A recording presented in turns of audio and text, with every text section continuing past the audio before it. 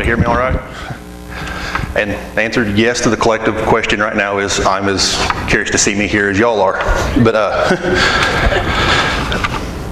I just want to say thanks to Jimmy for the opportunity to be here. The last couple years have been a really interesting set of years for me. I was sitting around one day and I happened to be reading to a Home Life magazine that I'd picked up somewhere, and I caught a little excerpt of a book that was coming out called The Sleeping Giant by Kenny Luck. And it had part of it in there, advertising for it. And as I started reading through it, I had one of those, not only did I have one of those kind of, aha, I get it moments, but at the end, I had one of those big gut check moments that we all try to avoid most of the time. And I'll just paraphrase what it was said in it. I have the book with me, and anybody can feel free to read it if they want. But he was talking about being at a national conference by the Department of Justice, and they had different people there talking about human trafficking and the AIDS problems and all these major problems of the world that we're living in right now. And the first speaker was talking about human trafficking and how bad things were, and trying to get everybody aware of the problems there and all the little different things we could do to change it. We can get involved, we can start focus groups, and everybody had their own little solution to the problems. Then the next speaker got up and was talking about different disease problems we have, the AIDS problems in Africa and all these different, we all see it on the news all night long, every night, all these problems that we face. And everybody had their stuff, their own little solution to what was going on in that specific area. Well, then Mr. Kenny Luck got up. He's a pastor at a church called Saddleback Ministries out in California. And he got up and he agreed with all the speakers. Everybody had good things to say. He agreed with all their. But then God gave him the message and stopped and really put his neck out there on the line and said, "Well, I agree with what everybody's saying. They've got it wrong." Which will really bring an entire audience to quiet in a hurry. But he said the problem was that everything they're offering to us, said while they are good ideas, said they're merely band-aids to symptoms and not the actual problem. Said we spend all of our time putting band-aids on problems that started off of something else.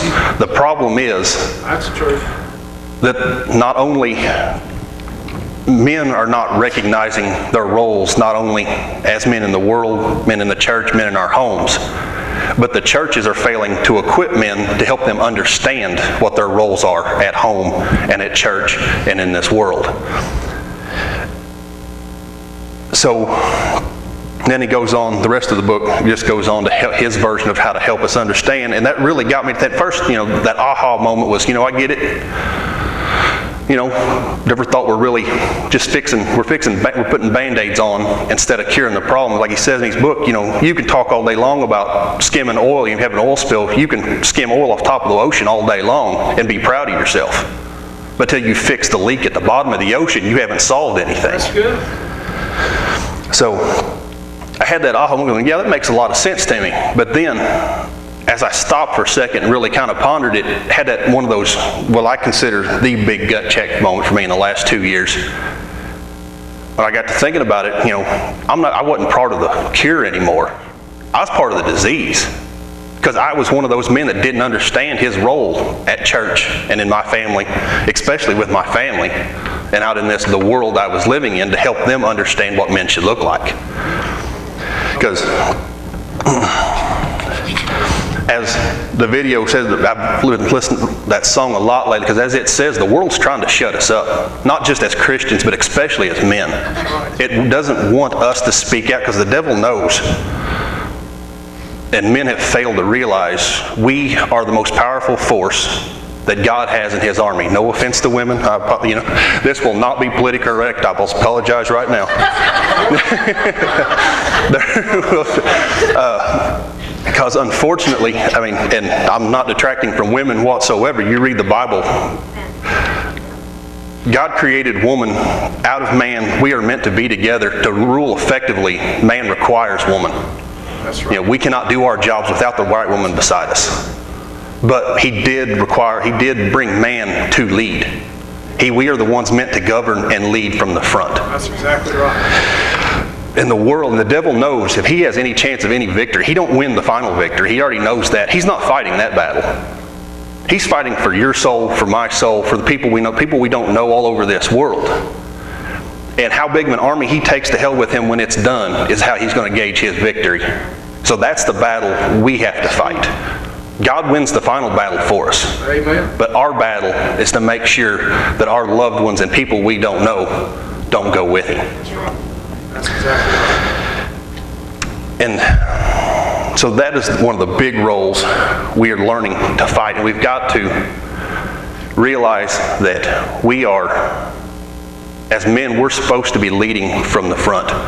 I have nothing but great respect for our military and our fighting forces.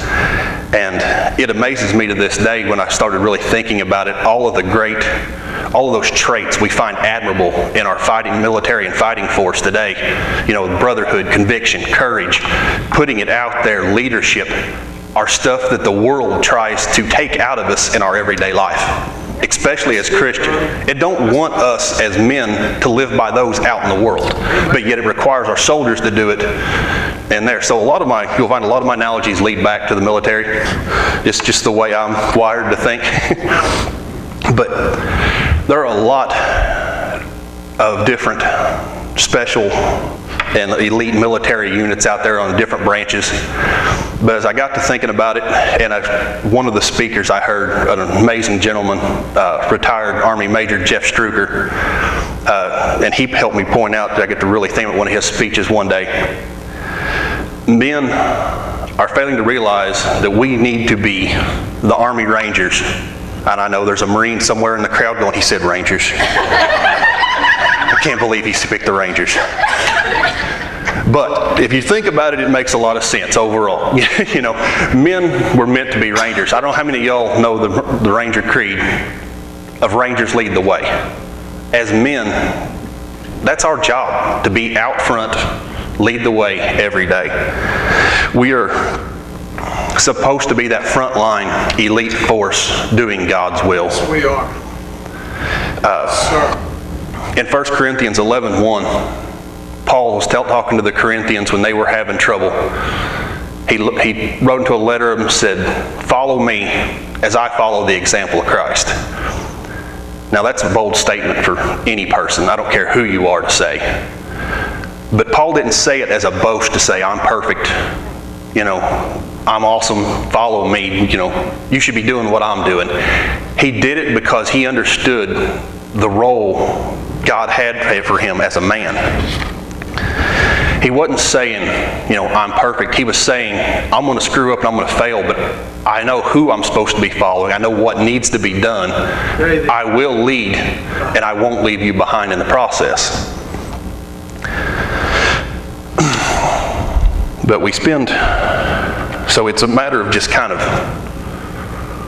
wrapping our heads around the differences between what the world has told us all this time being a man is, and getting back to what the Bible says men really should be. We spend a lot of time, and I'm saying we, and personally, I still talk about, this is just directed as me as anybody else today. We still spend a lot of time being, don't do as I say, do as I do, do as I do, not do as I say, especially since I become a father, that has become, you have to really stop and think about that one every single time, whatever you're doing. Because whether we like it or not, we are examples to the world. Say that again. You know, the world is looking at us every minute of every day, whether we want to or not. You know, you can sit back and say, well, I really don't matter in all of this. I can slide by. But somebody is watching you, whether it's your children, especially your children. So having a 2-year-old has brought this to light for me very well every single day. Watching him mimic stuff I do time and time again, is you are an example to somebody. And we have to learn. The matter is just learning to be the example God wants us to be, and not the example that the world is trying to teach us to be. Because the media admits to the fact they are trying to remove masculinity from today's society. They are doing everything they can to demasculize men. They want the world to be this politically correct, everybody's equal level, and the Bible disagrees. So, but we are working on figuring out our roles in this world. The big thing is, for me, I've had to learn to be willing to step up and talk, and actually, talk about it, learn it, and stand up and say to the world, which is why I really thank Jimmy for this opportunity. It was, I've been curious, especially since I started this, going to all these different conferences. I've heard some incredible speakers from all across this nation speak at different times. I've heard President George Bush, Darrell Waltrip, Jeff Struecker. I mean, men that are just at the pinnacle of everything. Dr. Tony Evans, Kenny Luck. I've heard incredible men speak that care for nothing, no matter what they've accomplished. At the end of the day, preaching God, they are still about God. Yeah. Jeff Struecker is, he's my new hero. I will, talk about how awesome he is all day long if you want me to. But they have helped realize that you've got to get out there and say it, which is, as the Bible tells us, confess me before men, and I will confess you before Christ or before God. And that's the reason I want to thank Jimmy again for this opportunity, because it's something I'd always struggled with as a man. Always tried, I was fine with being a man, but, and trying to do manly things and stuff, but I was never good at really getting it out there and talking to others, saying, brother, how are you today? Something happens. Where are you going to go? That's good. And that's the hardest thing for any of us to say, I would say, and I'm still working on that one. Yes. But it's time for all of us to step up and at least tell, even if we work on saying it individually to people, it's time for us to at least step up as a group and say to the world, we are Christians, we are men, follow us. That's good. We try and, when God gives people callings in this world, He brings men like Brother Jimmy and all the other pastors. He gives them the calling to lead the church as a shepherd. He has a flock, he has a shepherd. That's his role as the shepherd. As men, we've been complacent for way too long in thinking that our job in that, our role in that, in the church is to be the sheep. We're not. God wants us to be the sheepdogs. That's good. We are the protectors. We are the front line from evil stepping into our homes, our family, our kids. The people we don't know in the church, we should be the ones protecting when the evil tries to step into our homes and our church. We should be the ones, we should be the presence that stops it from getting there, or the one stepping up, pushing it back out when we realize it's there. And as a husband and a father, that one struck home with me a lot too. Because I realized for a long time I was a man had a wife and a kid. I was not a leader, a protector, and somebody really. I was being just a guy, But it's time for us. We've got to step up and really do that as men. There was an Irish statesman named Edmund Burke. And he once said in one of his speeches to the Continental Congress before the Revolutionary War, said the only thing necessary for the triumph of evil on this earth is for good men to do nothing. He meant it in a totally different way, but it should ring through with all Christian and all men that we've got to stop it. The only way to stop it is for us to step up and stop it. We can't sit there and go, somebody else has got this. It's true, bud. We're all members of God's army, but we keep enlisting as cooks and dishwashers and truck drivers and mechanics when, like I said, God called us to be rangers. Thank you. He didn't call us to just merely sit back and watch others lead the way and do what has to be done. He called us to be the ones to be out there doing it.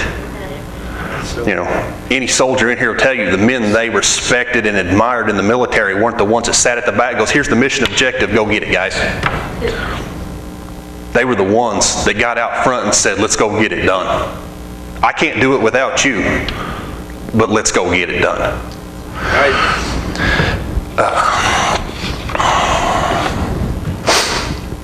And so along the way, there have been, after that first giant gut check moment, there's been a few others I'd like to share with you. And one of them that probably say that, you know, about something, but actually most definitely the hardest one for me to accept and really force into my day-to-day life since this all began. And gut check moment, we got to realize it's not about you. Mark 10:14 says, even the Son of Man came to earth not to be served, but to serve. Yeah. The world tells men, you're supposed to stand here, you're supposed to be at the front, you control everything, you're supposed to give orders, you're supposed to do all this. If we look at the Bible's version of manhood, you cannot be a true man following Christ and not be a servant. You have to be willing to serve others first. My all-time favorite Bible verse, John 15:13, greater love hath no man than this, that he lay down his life for his friends. You translate it in the literal version, especially, you know, for the military, firemen, you know, any people out there that protect and serve people. You know, you take it in the literal, it's a very noble statement saying, you know, dying for other people is still the greatest thing you can ever do. But if we take the time to really examine the last part of that, you know, that he laid down his life for other people, for his friends, you can also realize the fact that that means just putting yourself aside at the end of the day. I know it's hard to work a normal job, come home with kids and there's stuff to do around the house, your wife's busy, there's dishes in the sink, there's yards to be mowed. I'd rather sit on the couch and watch football, I'll admit it. I'm not too scared to admit to it. But we have to realize that laying ourselves aside, you know, we don't consider it servanthood. Doing, you know, that is the true definition of servanthood at the end of the day. Doing something for somebody else when you would rather be doing something for yourself. Well, even in the small ways. The small ways actually matter most as I've learned from my wife. And she tries to remind me that more small ways is always better. The more I can throw in there, the better off I'd be. But we've got, it's learning just to serve. When you wake up at the beginning of the day, looking in the mirror and just say, find somebody to serve first today. It doesn't matter if it's once a day. It becomes a habit after a while. Yes, it does. That's right. That's right. And then one of the biggest, probably, problems men have to try and figure out in this world is the biggest, one of the other gut check moments that got me was that clashes between the Bible and man is meat doesn't equal weak. Like I said, as I'll reference Major Jeff Struker again, that was one of his big sermons. You know, the world tells men what they're supposed to be, this big, strong, outdoor, hunting, fit, you know, this big version of men that they're supposed to be. And I don't know when we gave Merriam-Webster the right to define us as human beings by what he puts in his definitions. But the Bible, the dictionary definition of meekness is timid, docile, and weak. Yep. That's what it says. And we have allowed the world to define meekness as that. But if you read your Bible, you think, if you really reference a lot of the people, the Bible has, Jesus Christ himself was defined as the meekest of all. Yes. Great men such as Paul, Moses, David, they were all defined as meek and men after God's heart. Personally, I've never seen a single one of those as weak myself. And I want to read you a version, what I consider closer to the biblical version of what meekness should have been, but somehow changed along the way. Aristotle once translated the Greek word for meek a long time ago, and I will not bother butchering what the Greek word is for you. But he defined meekness as the middle standing between two extremes, getting angry for no reason and not getting angry at all, but getting angry at the right time, in the right measure, and for the right reason. It's a condition of the mind and heart which demonstrates greatness, not in weakness, but in power, a balance born of strength and character. That's good. That's good. That sounds like the Jesus Christ I know. That sounds like the Paul I've read stories about, and David, and all the others. We've got to quit allowing the world to define what we do and read our Bible and understand exactly the way God and the Bible says we should be men, and quit allowing the world to do, because the world, as I said, the world will admit they're trying to do everything they can to skew that as far left as they can. That's their goal, is to keep us from understanding it.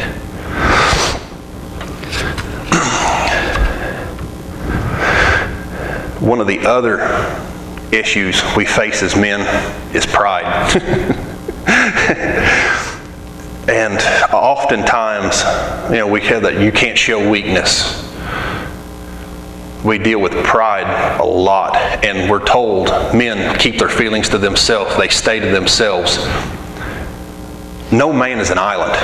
You cannot, or I won't say you cannot, but it is very hard to be a true, realize your complete potential as a man by sticking completely to yourself. You have to find a men's ministry. You've got to find, even if it's one friend, you have to find that band of brothers to stand next to that understands. You've got to build off one another. You can't go the whole trip alone. And that's why men's ministries are failing so much in this world, is men feel like they've got to keep it to themselves. I've got to, I can't tell them about this. I can't tell them about that. You can't realize your true potential as a man until you're willing to be transparent and vulnerable. And all those other words the world tells us are bad for men to even have in their vocabulary. So that's one of the, I'm hoping to help, been trying to help Jimmy out with stuff that I've learned. Of my 2 years of these different conferences, I've come across tons of literature and books and just aids out there to help out with creating men's ministry, or just men looking to find ministry with one another. If it's, reading a book and saying, hand it to the next guy, friend saying, hey, you need to read this, and then talk about it later. There's more literature out there now than ever before designed towards men's ministry. 2-3 years ago, Jason Elderbrook from Lifeway, that leads their men's conferences, admits he is now the leader of their men's ministry section. 2 years ago, they didn't have a men's ministry section. Everything was geared towards women. Women had tons of Bible programs and this and that and Bible studies, because guess what? They were the ones buying the stuff. They were the ones having these groups. Men weren't. Until they finally started realizing men were willing to step up and get out there and put stuff. And what was out there was considered churchy. It was the preachers, and no offense, Jamie, but a lot of people don't follow preachers.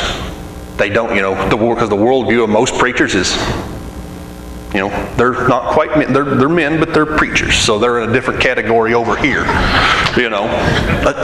Unfortunately, like I said, and a lot of the men, it's what I have really liked in a lot of these conferences. Major, I'll reference him again, Major Jeff Struker, he is a pastor. He was a chaplain in the military.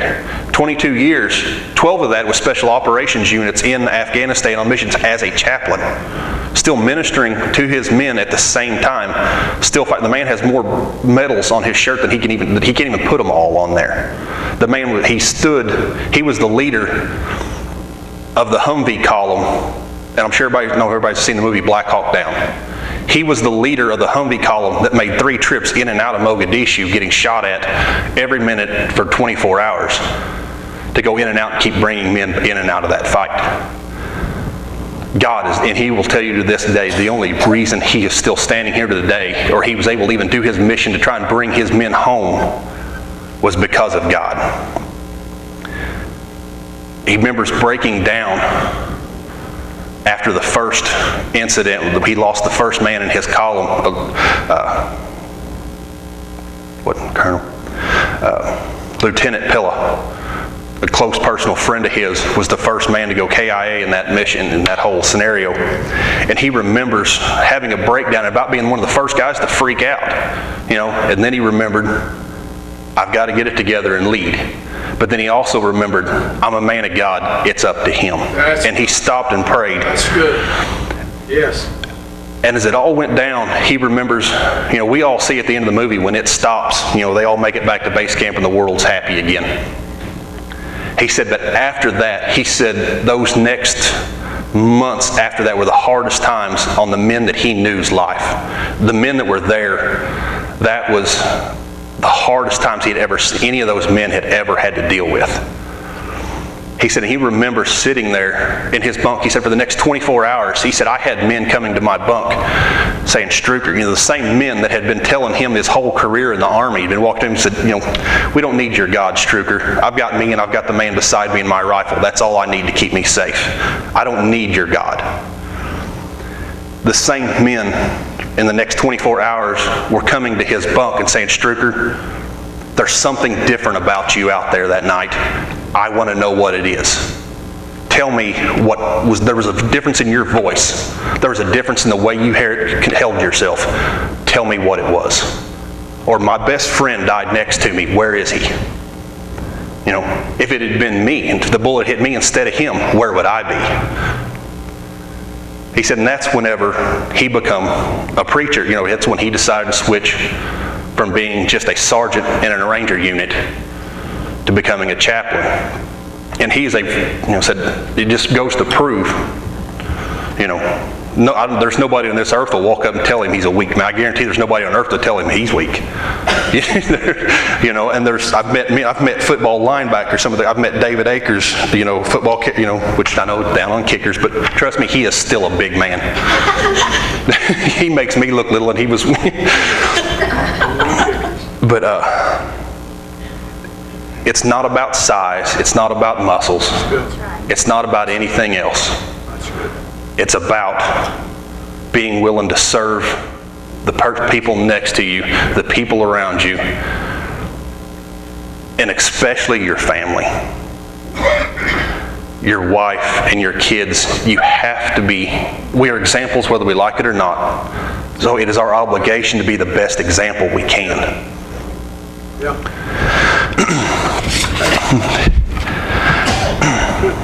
To finish up, I'd like to end with a movie clip, and I know most of the people in here have probably seen it at one time or another, but I still see it quite often, and it's in the movie they speak mainly to fathers, but as young men in the crowd or whatever, unmarried, it helps give a guideline, as women, as wives, it's been harder on me, actually, my wife understanding what my role is now in life than it has been on me. Because now I got somebody else to look at me and say, hey, you're not doing it right. Having her start to understand what the man I'm supposed to be has been tough. As young ladies that are unmarried, you think about it, it gives you a guideline of the type of man you're supposed to be looking for in this world. There's a blueprint out there, and it's for all of us, no matter where we catch in at the end of our life, the beginning of our life, young or old, it was still a blueprint out there for us to catch in on. So I just want to leave you with this and say thank you, and leave you with the movie clip. I now believe that God desires for every father to courageously step up and do whatever it takes to be involved in the lives of his children. But more than just being there, providing for them, he's to walk with them through their young lives and be a visual representation of the character of God, their Father in heaven. A father should love his children and seek to win their hearts. He should protect them, discipline them, and teach them about God. He should model how to walk with integrity and treat others with respect. And should call out his children to become responsible men and women who live their lives for what matters in eternity. Some men will hear this and mock it or ignore it. But I tell you that as a father, you are accountable to God for the position of influence He has given you. You can't fall asleep at the wheel, only to wake up one day and realize that your job or your hobbies have no eternal value, but the souls of your children do. Some men will hear this and agree with it, but have no resolve to live it out. Instead, they will live for themselves and waste the opportunity to leave a godly legacy for the next generation. But there are some men who, regardless of the mistakes we've made in the past, regardless of what our fathers did not do for us, will give the strength of our arms and the rest of our days to loving God with all that we are, and to teach our children to do the same. And whenever possible, to love and mentor others who have no father in their lives, but who desperately need help and direction. And we are inviting any man whose heart is willing and courageous to join us in this resolution. In my home, the decision has already been made. You don't have to ask who will guide my family, because by God's grace, I will. You don't have to ask who will teach my son to follow Christ, because I will. Who will accept the responsibility of providing and protecting my family? I will. Who will ask God to break the chain of destructive patterns in my family's history? I will. Who will pray for and bless my children to boldly pursue whatever God calls them to do? I am their father. I will. I accept this responsibility, and it is my privilege to embrace it. I want the favor of God and His blessing on my home. Any good man does. So where are you, men of courage? Where are you, fathers who fear the Lord? It's time to rise up and answer the call that God has given to you, and to say, I will. I will. I will.